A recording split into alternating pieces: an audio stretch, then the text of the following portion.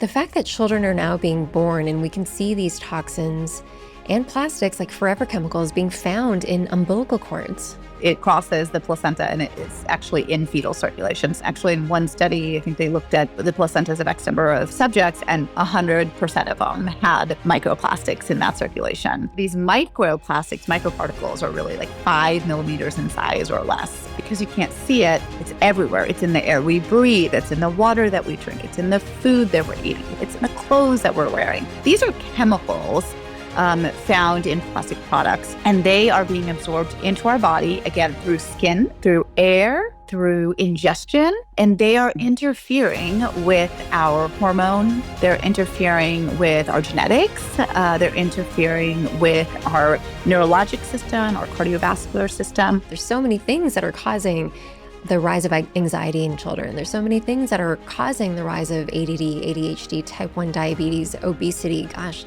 But I really think that we're piecing together. There's enough evidence out there to show that these microplastics, red alert for us to really be paying attention to this.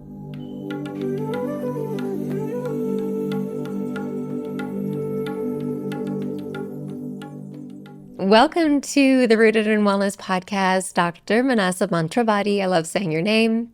I'm so happy that you're here. This is long overdue. Thanks for having me. I'm so excited. And yes, it is long overdue. I think we've been trying to get this on the books for some time. Yeah. And I'm just so inspired by you. You are on this public health mission more than anything else. And we're going to dive into all of those things, but let's start with just a bit of an introduction. So for everyone listening on this show, everyone knows that this is about merging the wisdom of ancient healing and medicine with the benefits and the incredible things happening in our modern world with modern medicine. But it's also very easy to get lost in the fact that we're disconnected from our inner wisdom to heal. So I'm curious for you, do you have any practices? Are there 3 specific things that help you feel more rooted in your health, in yourself, and in your life? Yes. I'd have to say, one of the things that really keeps me rooted is mealtime.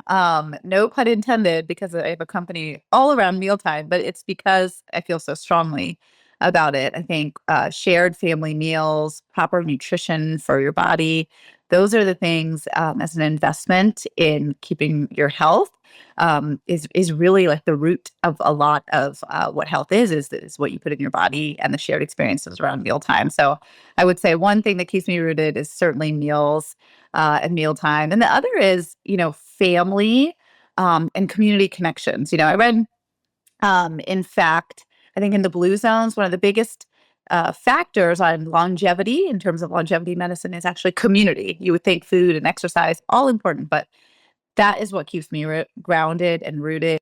Happiness, connections with my family, my girlfriend, my fellow mom friends. I think having that community and connections is super important. And then the last one is I'm rooted in just nature. We're on these screens all day. I'm a busy mom of 3 children. It's just go, go, go. So just being outside, breath of fresh air, sunlight on your face definitely keeps me more rooted in health. There's such powerful rituals, and I love that you speak about these just in how it relates to overall well-being, and especially with your children. I'm curious, did you have that family connection time as a kid? My husband and I talk all the time, like we have had more dinners with our children than, we never saw our dads at dinner, just the result of the time growing up in the 80s and 90s. It wasn't a thing back then. They were always busy and working, but it's such a valuable, it's one of the most beautiful things of our family that I value so much. It is. And it's interesting. So much of my life has kind of come full circle. So my mom protected family mealtime at all costs. So I actually don't know anything other than that. So my dad was a busy physician, especially, as a young resident, lots of long hours. But at the end of the day, she protected mealtime. She protected family meals. And no matter what we were doing, we all set the table and we ate together. And so I think it was such a tradition and, again, just a way of life that I didn't know any different. And so when I had my own kids, we were doing the same thing in terms of valuing. Luckily, my husband actually had a very similar experience. So neither of us knew any different. And so we're like, oh, this is how you do it. But again, full circle. And those were my family traditions and culture.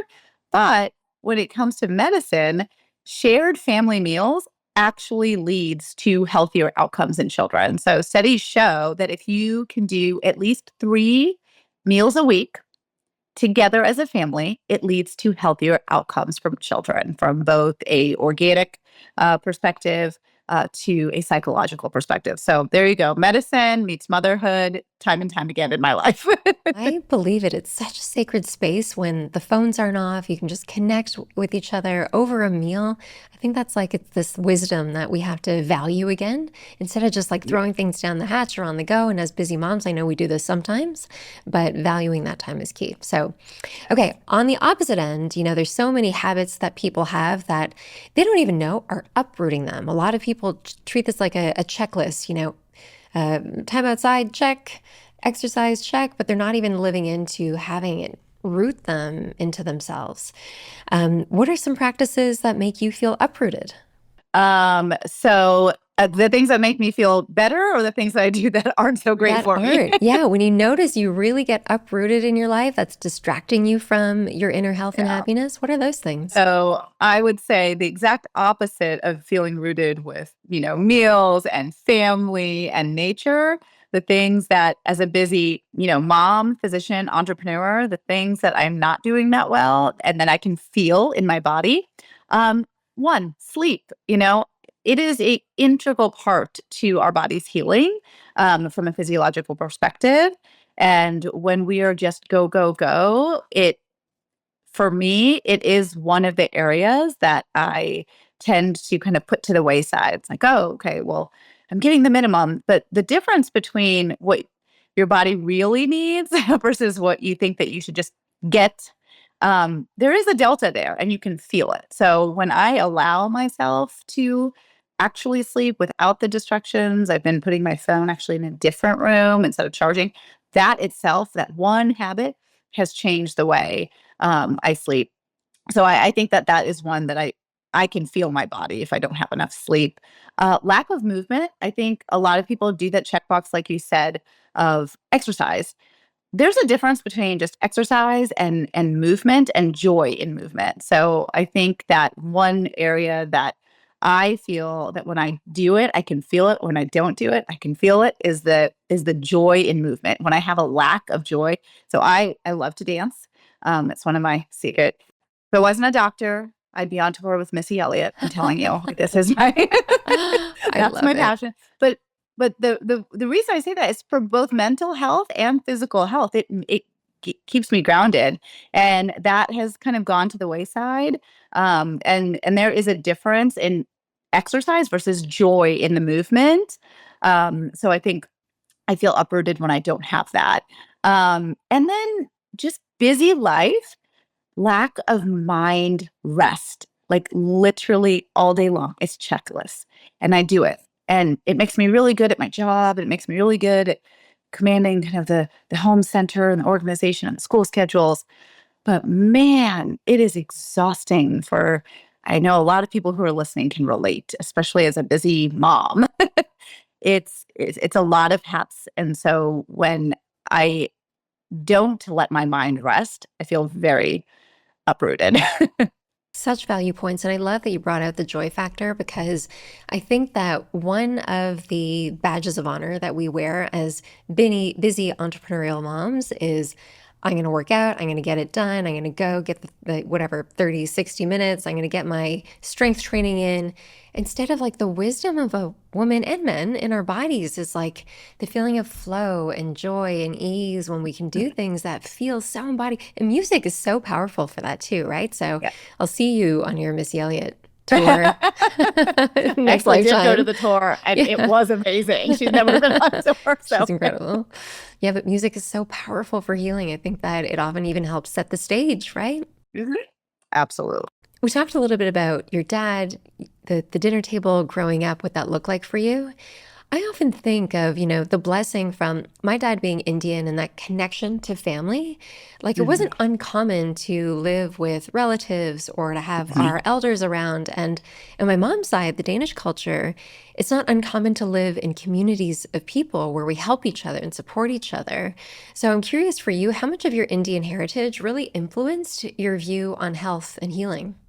Oh, a lot. When you're a young teenager, you think your mom doesn't know anything, and then you turn around and you're like, "She knew everything. She knew everything." And so I think, the influences that I had stemmed from both of my parents, but specifically my mom. She prioritized food.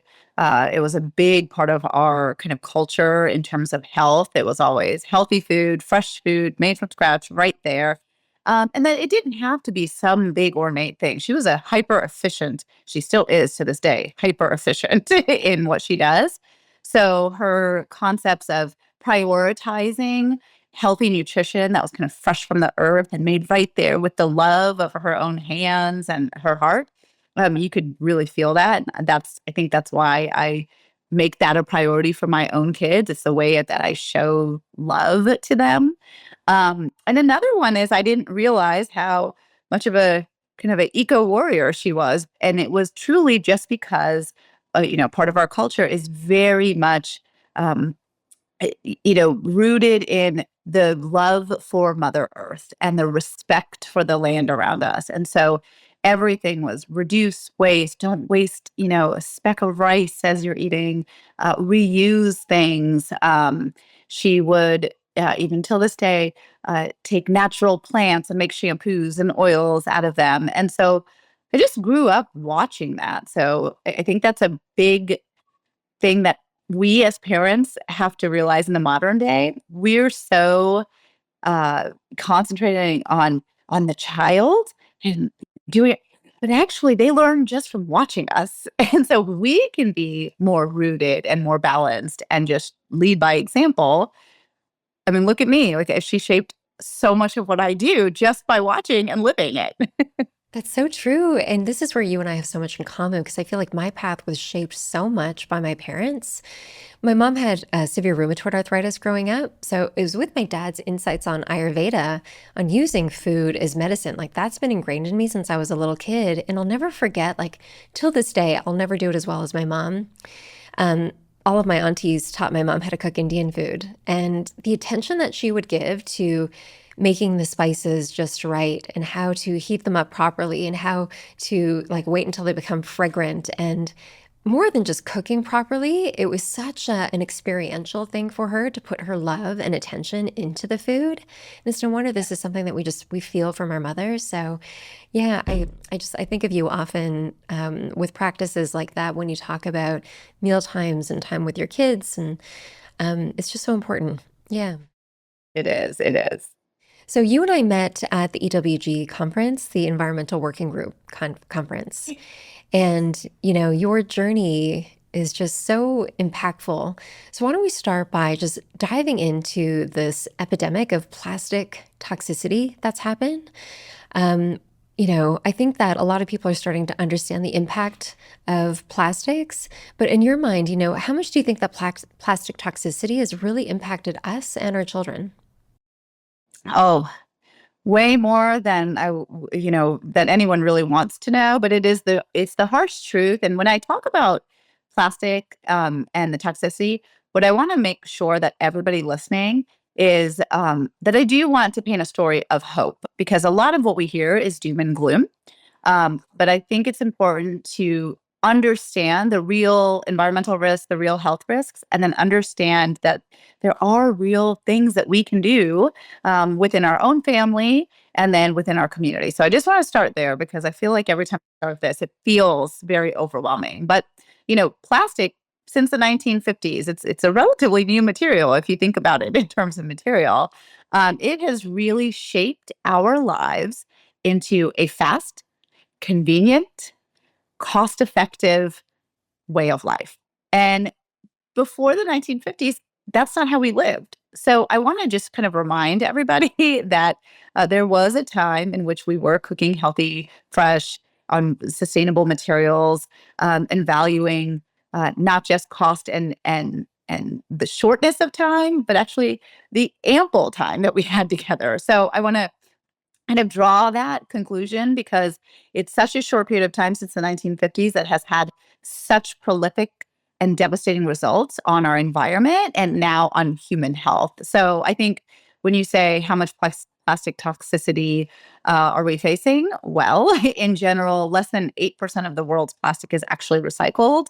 And so it is cheaper to produce new plastic. So by 2040, we're still set to double the amount of plastic production. And we know from the life cycle of plastic, from the time it's produced to the time we use it to the time that we dispose of it, it causes incremental and devastating results on our planet. But it also does that for our health. From fetus to adulthood, it has impact. And so when you have, like over 200 types of plastics and over 10,000 different chemicals in those plastics, it's virtually impossible to live a plastic-free life, right? So that's why it's important to understand that it is a big, big exposure and understand how it is affecting our health. But then most importantly, where are the key things that you can implement change? Because it can feel overwhelming when you live in a plastic world and you can't do anything about it. So I want to really be able to empower people that they can. Yeah, let's take a pause over that because, out of the clients that I work with, when we do an audit of their house to look for where these plastics are, and even as a mother, it's so easy to feel guilt. Like, oh my gosh, how did I not Right. know this? How am I using this? And then you look at the toothpaste and you look at the packaged food, and you look at the packaged containers, and it's all plastic. So thank you for pointing that out. You're not a failure. You didn't do anything wrong. It's just part of this awakening that has to happen right now, that we're learning what the impact of these plastics That's right. are. So talk to That's us right. about like microplastics exactly, because I think this is something that's specific to when we think about our children's health. The fact that children are now being born and we can see these toxins and plastics like forever chemicals being found in umbilical cords, right? Yes, that's right. That's right. It crosses the placenta and it's actually in fetal circulation. So I'll do a little medical school 101 to really break it down so everyone can have a degree in plastics after this podcast. Really, when we talk about plastics, there's two parts to plastics, okay? One is plastic particles. That is what is commonly referred to as microplastics, right? So that's what we think about, the actual particles of plastic. Then there are plastic chemicals. So you might have heard of bisphenols and phthalates and these things, these chemicals that are used to make plastic, to make them pliable, to make them, withstand years of not being degraded properly. So there's plastic particles and there are plastic chemicals. Both affect our health negatively, but in different ways. So I think that's just kind of one basic concept to understand. When you think about a lot of people have heard about microplastic and you're eating a credit card worth of plastic a week and people can get freaked out on what that means, but you can't see it. So it's hard to conceptualize. So microplastics come from really two different places. Number one is it's actually the small particles that are used to make plastic. So when they're making a plastic water bottle, they're starting with these little pellets, and they're small. So those are kind of like primary microplastics. And then there's the other one, which is the breakdown of plastic. So when plastic eventually breaks down, it keeps going down and to make it smaller and smaller and smaller and smaller as it degrades. So these microplastics, microparticles are really like 5 millimeters in size or less. And so those are, again, because you can't see it, it's hard because it's everywhere. It's in the air we breathe. It's in the water that we drink. It's in the food that we're eating. It's in the clothes that we're wearing. So it's this very invisible culprit It's that unavoidable. It's really unavoidable. Yeah. it's unavoidable. And then those things are found in our circulation. And as you mentioned, even in fetal circulation. So we know that we are exposed. And actually in one study, I think they looked at, the placentas of X number of subjects, and 100% of them had microplastics in that circulation. That can be scary, right? Everyone's now listening and Getting heated trying up. to go and Yeah. take out every plastic product in there. Don't worry. we'll get more educated and empowered. The other part of microplastics, so there's plastic particles and there's plastic chemicals. So those are the things like bisphenols. And I want to make it very clear, BPA is just one of the many chemicals called bisphenols. And so when we talk about BPA free, again, I feel like the doom and gloom police, but BPA free does not mean safe. And that's because those chemicals structurally are the same as BPS, BPZ, and some of the what we call regrettable substitutes for bisphenols. So bisphenols and phthalates are two of the chemicals you might have heard, along with PFAS, which is kind of a forever chemical. These are chemicals found in plastic or plastic products, and they are being absorbed into our body, again, through skin, through air, through ingestion. So those are kind of the big three. And they are interfering with our hormone system. They're interfering with our genetics. They're interfering with our neurologic system, our cardiovascular system. And so, again, these aren't things we can see, but we know because what we do see is just a huge shift in what our health looks like in terms of children's health or women's health or men's health. So the quick kind of understanding, I think a lot of people may have heard of something called endocrine disruptors or endocrine disrupting chemicals. I want to just make sure people understand why plastic is bad. So those chemicals, our hormone system is really important for our brains to grow, for us to go through puberty and fertility at the right time, for our bones to stay healthy, for our arteries to stay clear. All of that is part of the endocrine system. And so it's just a signaling pathway. These plastic chemicals look like our natural hormones. And so they go in and kind of pretend to be those hormones, hence hormone disruptors, and they wreak havoc in the normal communication. So that's particularly important for children who rely on these endocrine systems, these hormone systems, for them to grow and develop in the normal way. And so that's kind of how, from a plastics perspective, how it's entering our body and how it's interfering. So microplastics are, within us. Sometimes it land in our gut. We see a lot more colorectal cancers because of this. They land in our, arteries. We see more heart disease, and then all of these endocrine disruptors from the chemicals.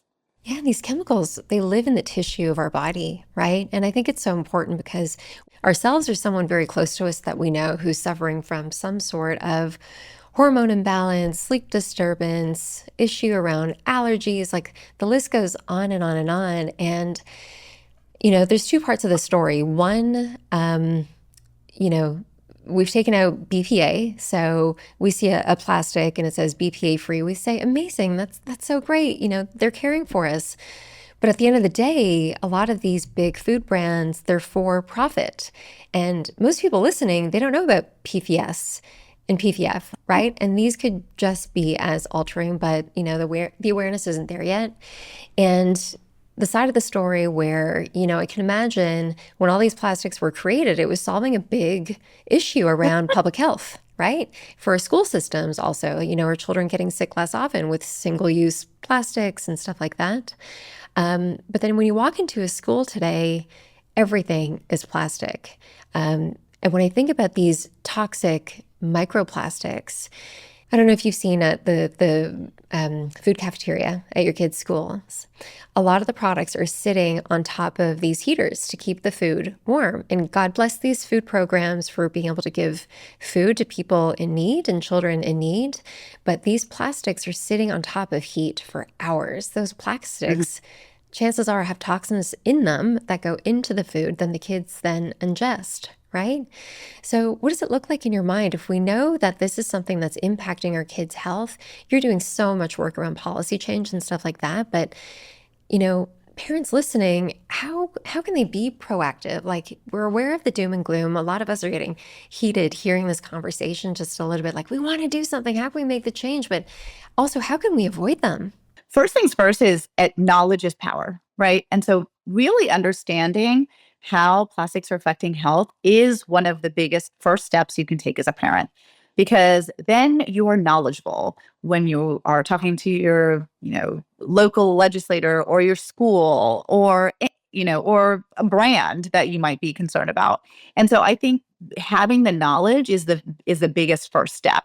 And I just want to, one caveat to this is what I see on a daily basis is big, huge population shifts. So we have talked about not being able to visualize plastic, right? It's not like, back in the day when we were young, they had a lot of public health announcements on smoking and then that black lung. There was like very visually, like we could see it, or this is your brain on drugs. There was campaigns to visualize it. Because plastic is so pervasive and because it's really something you can't see, it's hard. It's hard to conceptualize. So the knowledge gained today is incremental power in being able to understand how it's affecting.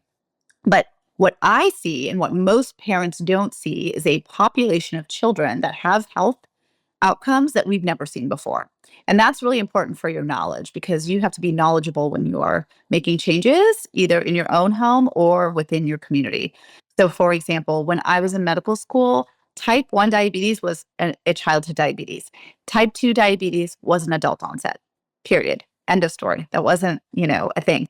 I routinely, and my colleagues routinely, are treating children with type 2 diabetes who are 9, and morbid obesity. We're treating children who are undergoing puberty as early as 6. We are treating a record number of ADHD. So, why I say this is people can see those things. They see that in their community, and that becomes more visual. And linking that to the environmental toxins is very important because um, genetics doesn't change in a generation. It doesn't. And so there's environmental factors at play that affect a generation of children. And we've been through this before. And when we found out lead was bad for children's growing brains, we removed it and we had policies around it. We had better, pediatricians now screen for it. We now have a generation of children who are 4 to 8 IQ points higher than the generation before them. So that's where the hope comes in, right? For parents listening, is that we've been through here. Now we know. We didn't know, so no guilt. We didn't know. Food service workers don't have to feel guilt. Parents don't have to feel guilt or shame. But now we know with this knowledge. So what do you do with it? So number one is you can make some simple changes at home because as we've just discussed, you can't live in a plastic-free world unless I suppose you could live on a beautiful island by yourself and grow your own food and transportation. But realistically, you can't avoid it. So there are certain things that you can do. And I just think about mealtime. You can, diminish how much plastic you're using in your foodware. That's a simple thing. I own a company called Ahimsa, and that is stainless steel. Glass and stainless steel are excellent choices for foodware for your family. And that is by the American Academy of Pediatrics. It came out with a formal policy statement in 2018 recommending these two materials that, have been around for a long time. and That's what our parents used. Mm-hmm. and you had mentioned there's no leaching. So that's an important concept to understand. Plastic is always migrating. Look, those chemicals are migrating into the food. You made an important point. Heat makes it worse. So it's doing it at baseline. I'll make that clear to everyone listening. It's doing it at baseline, but when you expose it to heat, like the dishwasher or in the microwave, it's worse and it makes it worse. So you can avoid it. You can avoid, and if you have to use it, certainly don't put it, expose it to heat, but trying to use glass and stainless steel. But I also think about, I think about mealtime a lot, but the toys, if you have toddlers, remember they're exploring the world with their mouths and their hands. And they live in a plastic world. So from plastic baby bottles to their toys, just choose better materials. Even with the toys that you use, there's a lot of wooden toys out there. And even, let's say, skincare products, like be just mindful about reading the labels. Is it free of bisphenols? Is it free of phthalates? Let's see what else. Oh, and something as simple as saying no to a receipt when you go to the grocery store, because those receipts are lined with BPA. The cans of food that you get are also lined with BPA. So just eating fresh and whole. So it doesn't have to be complicated. Just in general, think of going back to life before the 1950s. And if you can kind of just remember that as a general rule for your family, fresh, whole food right from the earth, natural materials like wool and cotton. If you can kind of just break it down into the most simplistic things, it makes it less overwhelming to think about all the changes you can make. Yeah, I want to dive into Ahimsa and a bit of your story, but I think it's really important to call out the fact that we live in a world, and especially in the US, just like toxic food ingredients, when it comes to food containers and these plastics that you're talking Mhm. about, government won't do anything until they are proven to be directly harmful. And yet it's so hard to prove because there's so many toxins, to your point, that are in our environment. There's so many things that are causing the rise of anxiety in children. There's so many things that are causing the rise of ADD, ADHD, type 1 diabetes, obesity, gosh, breast buds in little girls and boys, right? It's Right. wild. But I really think that we're piecing together. There's enough evidence out there to show that these microplastics, red alert for us to really Yes. be paying Uh, attention to this. That I'm so glad that you said that because I think that's actually important for people to hear. It is no longer, I would say even as early as 5 years ago, people were still piecing it together.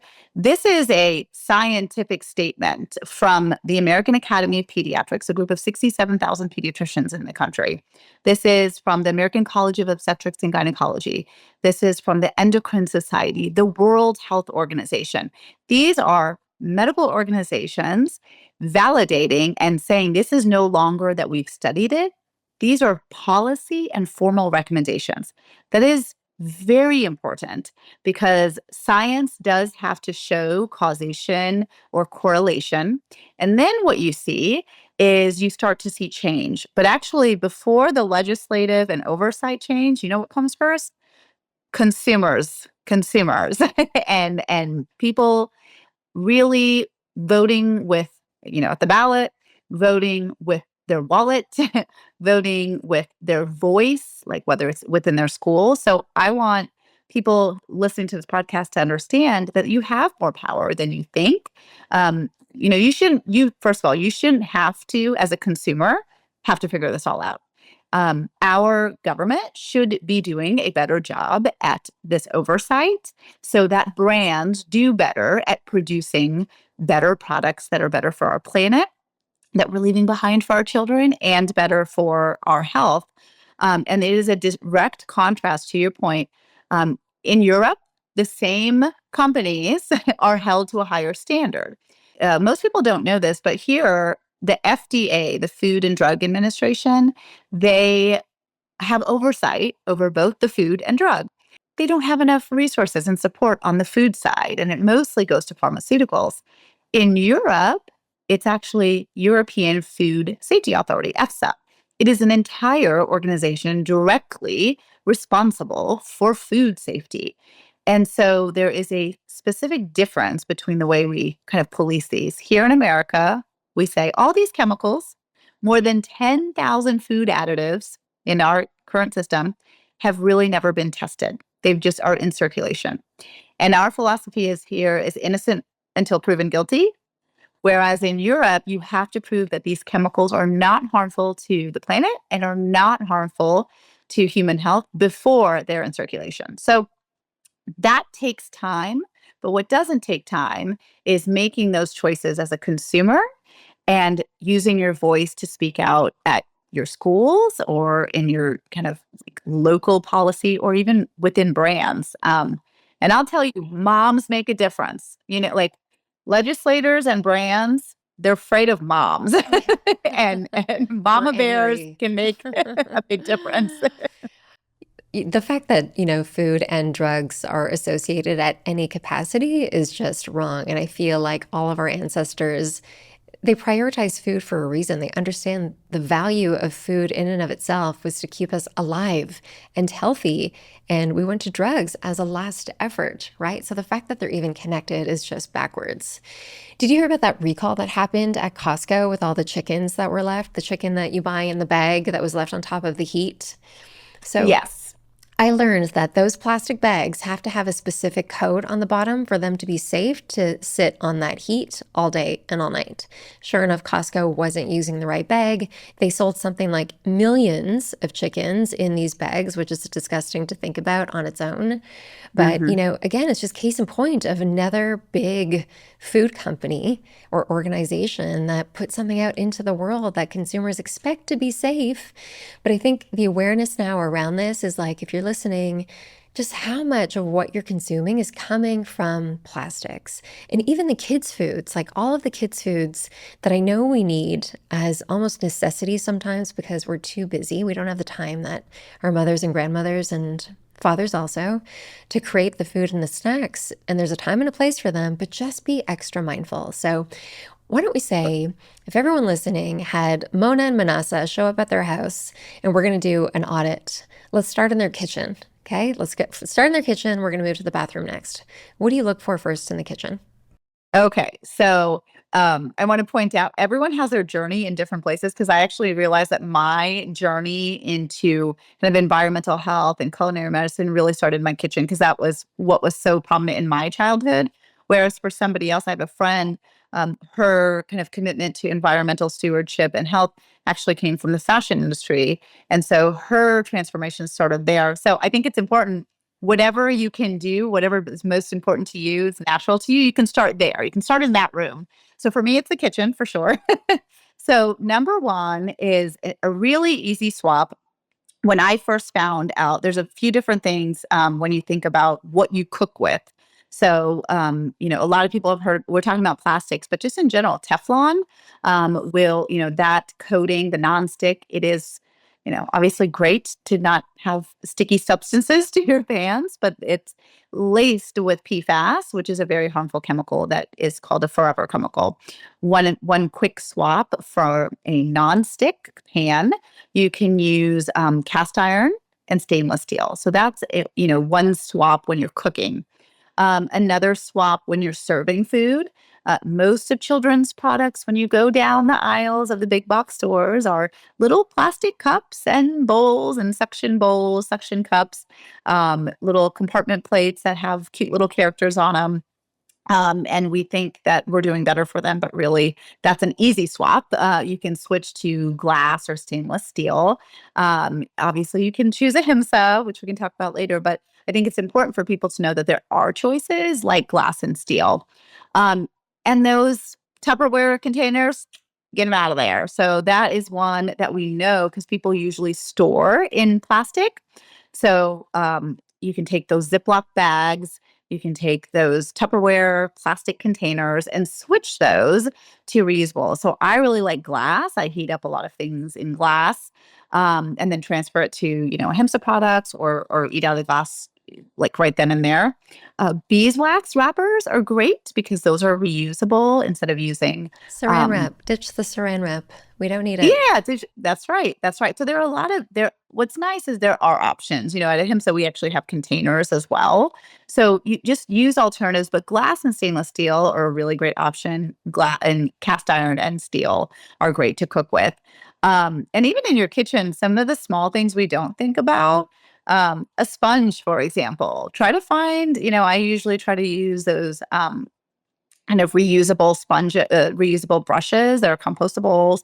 You can even, from paper towels, for example, you can just use the reusable cloth. So it doesn't have to be all at once. You can just choose one thing. I started with containers. I mean, I was eating like my kids were eating out of plastic plates, by the way, like when they were little until my mom scolded me. But you just start somewhere and then you can kind of eventually build. Just yesterday, I had somebody swap out all of the Tupperware containers for glass instead. And like, everyone's got that drawer. That's one simple change with massive, massive impact, right? Yes. And I always like to ingrain in people cost per use. Don't think about something being more expensive. Glass is going to be more expensive than plastic. Steel will be more expensive. But when you start to wrap your brain around price per use, the number of times you use it, but also price per health on the exposure to your child or to your own health. And then, of course, price per planet. It's like, what are we doing? So, think if we can be more mindful on buying less stuff and reusing it, it's also really good, whether it's in the kitchen or any other part of your home. Yeah, and even, when you think about food products, right? The condiment containers and stuff like that. Even things like beans and lentils and stuff like that would have typically come in a can before, they're now available in glass. And it's recyclable, so it's a double benefit for your health and for the planet. They're reusable also. So, but I agree with you. Let's really emphasize start in one spot and then take on another task. Going into your bathroom, it's the same thing. I know you're going to talk about toothbrushes and toothpaste containers and mouthwashes and stuff like that. Shower curtains are another one. I feel like a lot of people have the polyester. Just always choose natural materials. So again, it doesn't have to be complicated rules. Just think, what's the most natural thing? And so if you have to use a shower curtain, choosing something like a cotton, something like linens, things that don't have that synthetic, polystyrene and these kind of plastic chemicals that are, again, being exposed to you at baseline, but certainly with heat, or have further exposure. And this is where another area where I really hope that moms and women can come together is with clothing. So, do you know how Mhm. hard it is to find a brand that has a completely natural, underwear for our kids or socks without spandex and plastics in them where their skin is getting hot and they're taking in those chemicals every day, right? For women, for our bras, for our Mhm. athletic gear and stuff like that. And I know there's some great brands out there that are getting there with the efficacy of how it feels and how it makes us Yes. feel also. But I think it's happening. This is why conversations like this are just so important. So, The more we support those brands and the more we speak out to policymakers, the more it drives the market. It shouldn't be better for you brands. It should be everything is okay, like is good for you. Like it really shouldn't be like it, even in the grocery store, when we think about the health food, like what does that even what is a mean? grocery store? Grocery store should be health food. It's Yeah, just not the food, one aisle. and that's an important distinction in the kitchen too. Food versus food product. We talk a lot about plastic, but also, plastic processed food system is what we see both in the homes and at school. So it's not a singular thing, but it's just the food system as a whole. So again, going back to those concepts of what's the most natural thing and what did our ancestors do, and just kind of think through how they would have done it. They probably would have chose the orange, or the peach, and not the peach in the syrup in the plastic. Like that's probably what they would have chosen. So just think like your ancestors. And can we stop a little bit, fertility issues Mhm. and plastics? Um, I'll never forget when I had a miscarriage, doctors said, "Oh, it's so common." Like that was the justification that I needed for it to happen. And a lot of people listening have gone through their fertility journey. Can you talk to us about microplastics and fertility? Yes. So there's two aspects of this when we talk about both women's health and men's health. I don't know how many people have heard about fertility. We talk about hormones, our brain immediately goes to fertility. I talk a lot about it in terms of hormones and growth and development for children.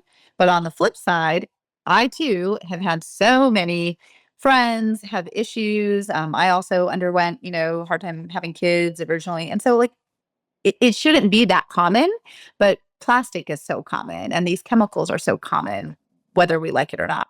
So there was a study looking at BPA, and like the levels of the women who miscarried in a study.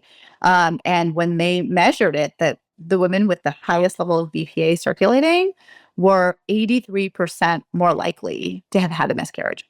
So there is a clear link. And again, a lot of this has to do with endocrine disruption because, as you can imagine, our endocrine system, I point here because it goes from our brain, and then we have like our pituitary releases hormones, it goes to our ovaries. It's a very well oiled machine. It has to work in a certain way. And so when these chemicals interfere, it can wreak havoc on end organ systems, and in this case, fertility. The other is when we think about men. So when we think about men's health, I think a lot of focus is on women and infertility, but actually it also affects sperm quality. And I think that's really, really important. Um, and the men who, are loud about it are very loud. because it's an important thing. They have decreased with these microplastics, decreased motility, decreased sperm count itself. So the quality and quantity of sperm are decreased. So if you go to an OBGYN and if you have ever had to go to a fertility clinic or talk to a fertility specialist, one of the first things an OBGYN will tell you now is to decrease your exposure to plastic in whatever way you can. So that kind of goes back to the conversation we had earlier, that it's no longer just a link here or a study here. These are now formal recommendations. So we should be taking it seriously. But I can't emphasize enough, but so should industry and so should policy. It should not be up to us, the individuals, to have to do all this. Yeah, and look, fertility, it's 50-50, and I think men deserve all the attention in the world because they shouldn't be suffering either. And with testosterone levels Hmm. decreasing more now than ever before in history, I think it's something that, again, another high alert area that we need Hmm. to talk about. So I want to talk about Ahimsa and just how inspired I was hearing you speak about your brand Ahimsa. So before you dive into that, can you just shed a little light around your background and your practice and how that led to the creation of Ahimsa? Yes. Well, we started off this podcast talking about my mother. So my mother is the reason I went from medicine to entrepreneurship. And truly, so I'm a pediatrician by training. So I'm a board certified pediatrician. I did endocrinology fellowship for a year and saw a lot of patients with endocrine issues, including, morbid obesity, early puberty, a lot of these things that I hadn't seen even as a medical student. And so I was on a text message chain with my girlfriends who are all pediatrician moms. We all have our kids. And in 2018, a formal policy statement by the American Academy of Pediatrics came out talking about food additives and children's health. And this was the first time we really had understood how integral food additives and the food system was on the outcomes that we were seeing in practice. And they had made the recommendation to avoid plastic and use glass or stainless steel. Well, I was born in India and came here when I was 3. And my mom brought over steel from India because it was very precious to her. And so we routinely ate off of steel plates, those steel cups, and it's very common. It is the material of choice for tableware in India. And so we were making these recommendations as a medical organization. But then I thought, how am I supposed to tell a bunch of parents to use steel or glass when the entire market is plastic? So I kind of looked and, I sent my girlfriends a picture of the steel things that I was using at home because my mom made me do it. And they said, oh my gosh, can she get me some? And I thought, well, surely it's out on the market. And I saw a big disconnect that we weren't really offering that to parents. Yet I, as a pediatrician, am supposed to now tell parents, hey, plastic's bad for you. Use glass or stainless steel. So that's where the idea came from, is bridging this science to the lack of industry offerings. And sometimes, it can just be that simple. It just needs to be a simple solution for people to use. So we produce stainless steel cups and bowls and plates and containers for children and families. So a lot of parents use our products too. And they're made of stainless steel, but they're colorful because they're made with also a very thin layer of titanium, the same kind of titanium that goes into indwelling medical instruments. I saw my husband once had a medical, he does cancer surgeries. And I said, how is that blue? And why is that purple? And why is that one Wow. pink? And he said, oh, it's titanium. So I researched basically that process. Truly, medicine met motherhood, and they had a baby called Ahimsa, which is this line of stainless steel dinnerware for kids. That's colorful because we know children need to be engaged when they eat. They need to be excited. So I really used my background as a pediatrician and understanding of children's nutrition and development in children to infuse that into products to make it really simple for parents to create mindful mealtime. I didn't know that about the story and adding the color. So, yeah, Yes. for people listening, we've all seen stainless steel and we come to In the West, we want things that are colorful and beautiful, and companies get really creative around these plastic colors and dyes also for our That's right. kids. And a lot of the bamboo dishes out there are even coated with plastic on top of them, so be mindful of them.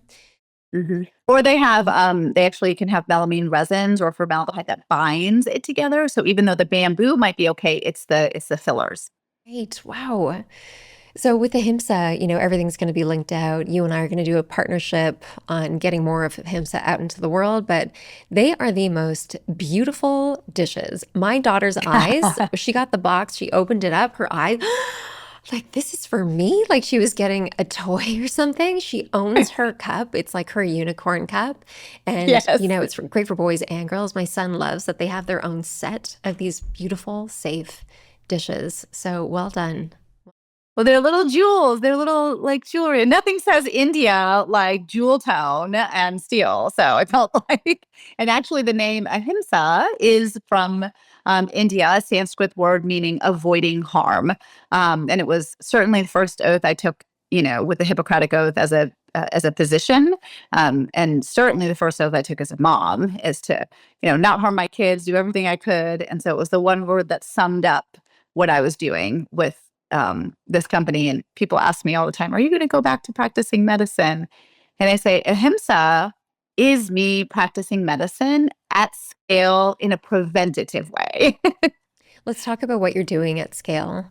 I'll never forget when you said you were going to a meeting at the White House to help with policy change. Tell us about what's happening in that world, some of the, action that you're taking to change policy. So while the jewel tone kind of portions and healthy eating habits were important in the home, I realized, as a physician, I treat all children, right? No matter what zip code you live in. You walk into my clinic and I treat you.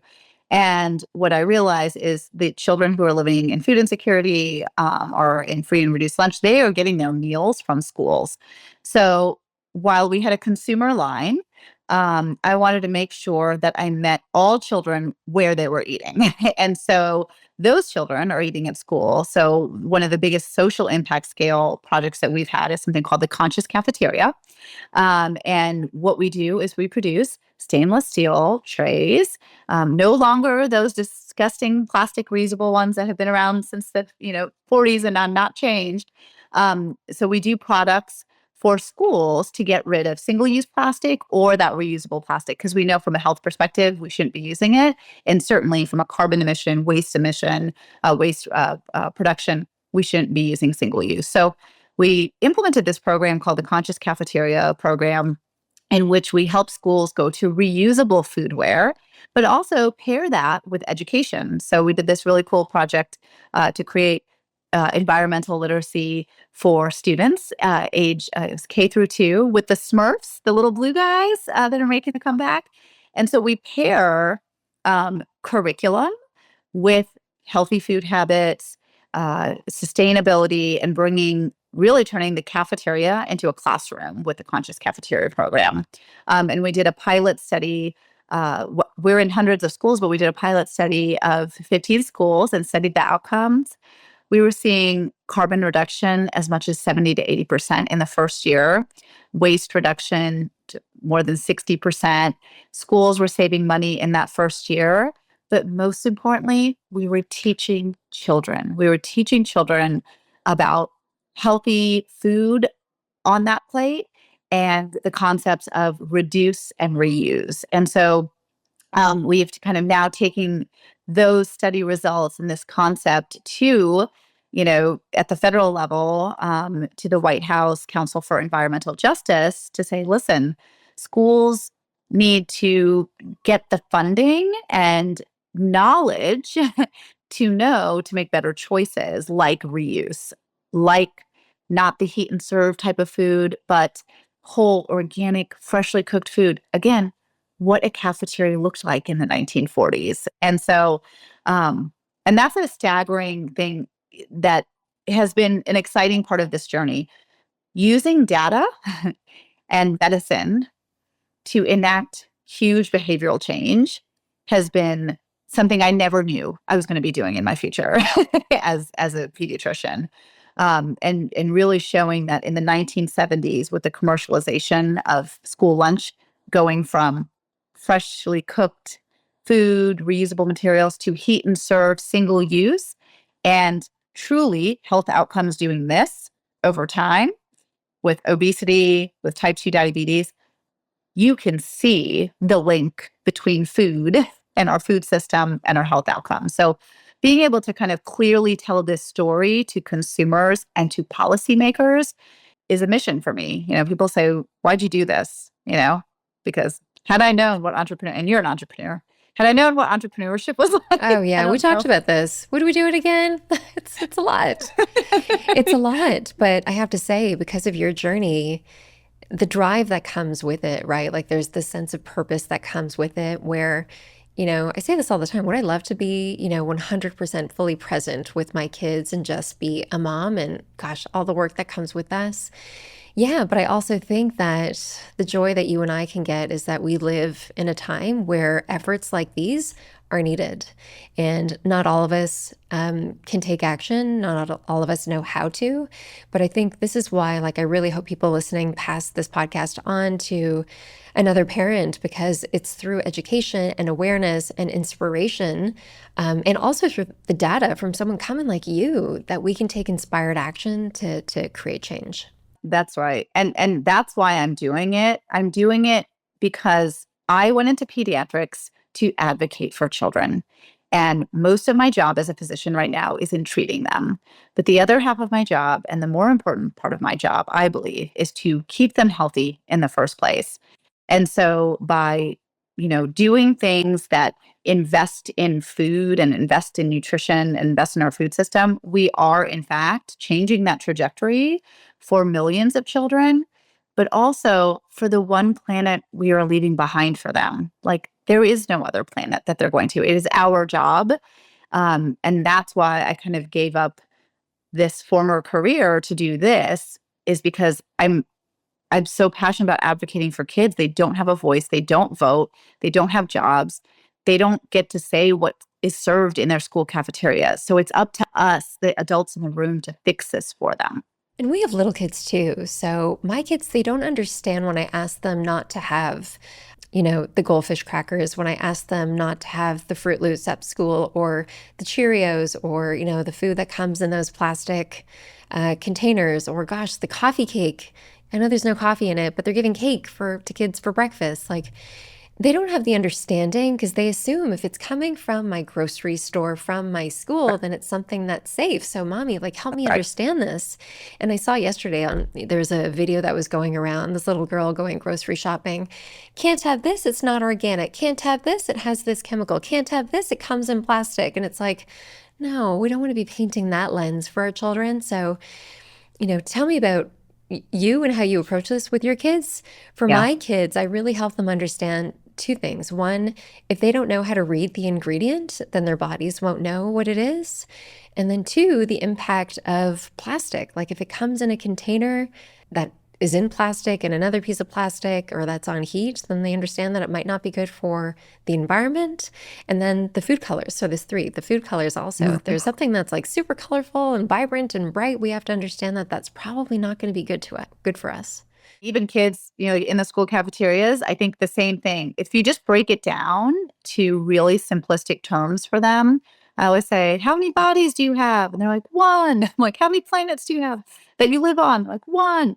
And so getting them to really have this sense of kind of ownership over their own body and their own planet is actually very powerful. It's one of the reasons I went into pediatrics. Children are actually much smarter than adults, and they're much kinder, and they're much more driven.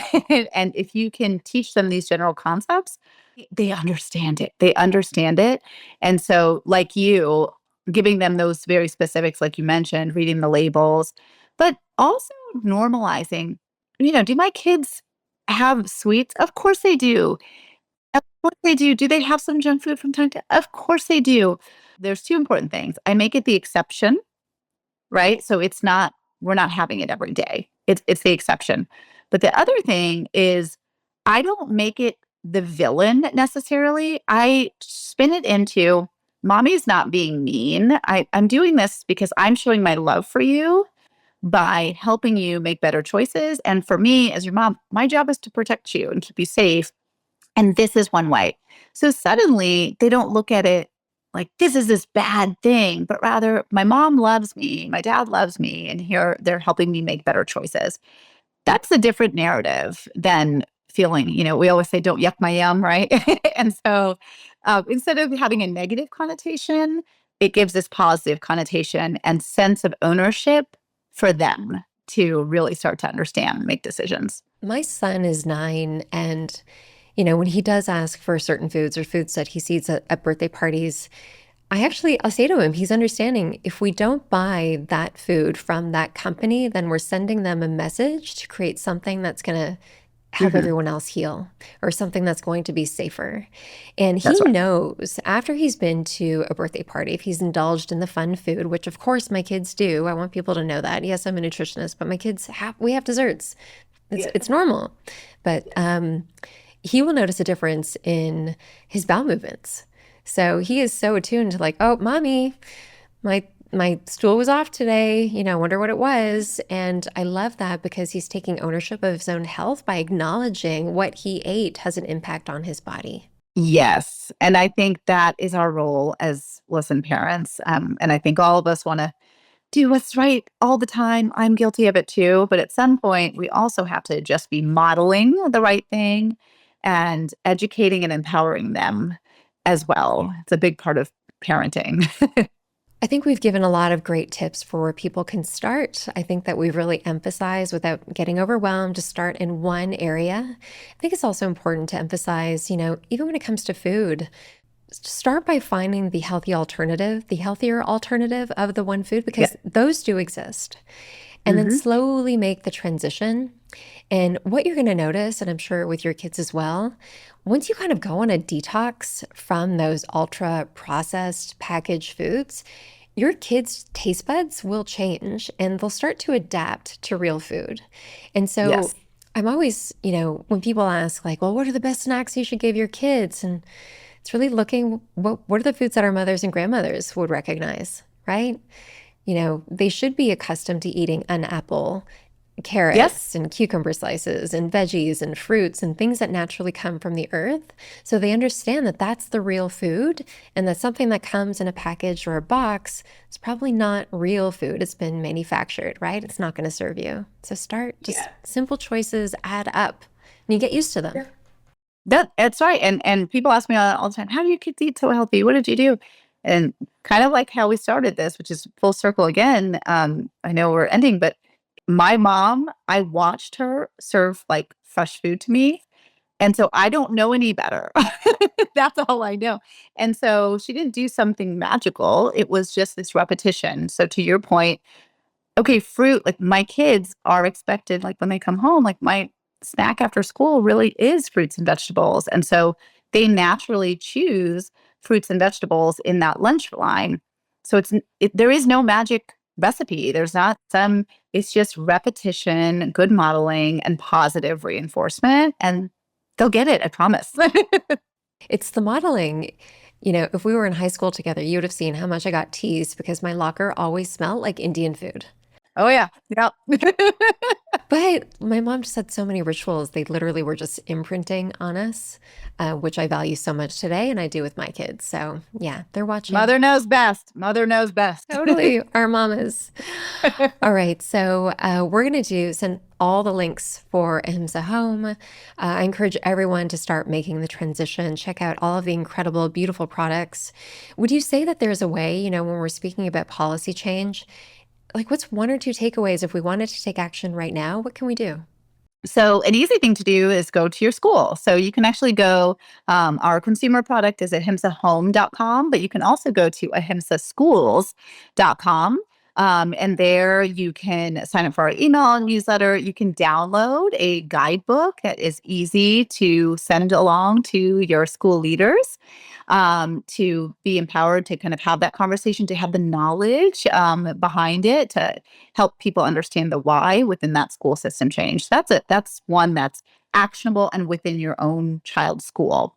And the other one is really, I would say, more than, I guess there's three. Two is just choose better brands. That's it. And that's not me as a brand owner. That's just me as a consumer trying to drive change in the market for whatever it is that you're doing. Whether it's a Ahimsa or another brand, just choose with your wallets the brands that are really trying to do the right thing. And then number three is at a hyper local level, your mayor, your county leaders have a lot of say in what happens in your particular community. So a quick email talking to them about, the single-use products within your city with kind of the plastic problem, anything to just get their minds also thinking about it, and the kind of connection to health and the planet. We just have to converse. So use your voice, so use your wallet, use your voice, and, just do the choices that you can make, because not everyone can make those choices. So do what you can for your family that's best for you at the time. And that's okay, whatever that is.